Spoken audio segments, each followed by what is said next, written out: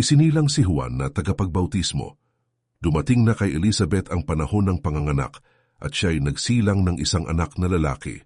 Nabalitaan ng kanyang mga kapitbahay at mga kamag-anak na nagpakita ang Panginoon ng dakilang awa sa kanya at sila'y nakigalak sa kanya. Nang ika-8 araw ay dumating sila upang tuliin ang sanggol. Siya'y tatawagin sana nila na Zacarias ayon sa pangalan ng kanyang ama.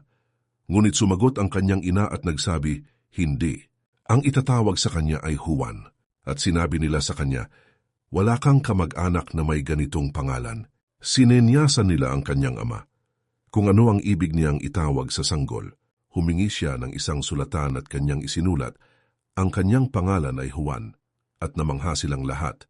Biglang nabuksan ang kanyang bibig, nakalaya ang kanyang dila, at siya'y nagsalita na pinupuri ang Diyos.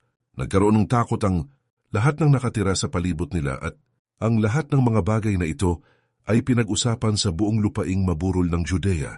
Lahat ng mga nakarinig ay inilagay ang mga ito sa kanilang puso na sinasabi, "Magiging ano nga kaya ang batang ito, sapagkat ang kamay ng Panginoon ay sumasa kanya."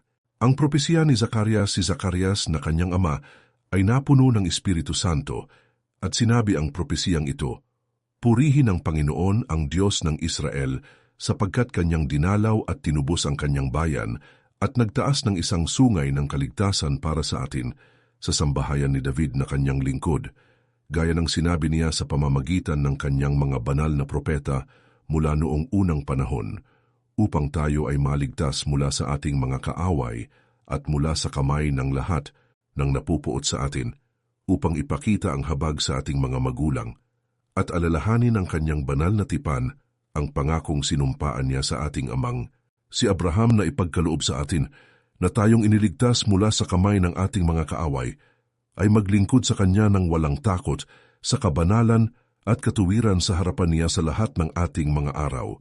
At ikaw, anak, ay tatawaging propeta ng kataas-taasan, sapagkat mauuna ka sa Panginoon upang ihanda ang kanyang mga daan, upang magbigay ng kaalaman ng kaligtasan sa kanyang bayan, sa pamamagitan ng pagpapatawad sa kanilang mga kasalanan, sa pamamagitan ng magiliw na habag ng ating Diyos, kapag ang pagbubukang liwayway, buhat sa itaas ay sumilay sa atin, upang bigyang liwanag ang mga nakaupo sa kadiliman at sa lilim ng kamatayan, upang patnubayan ang ating mga paa sa daan ng kapayapaan.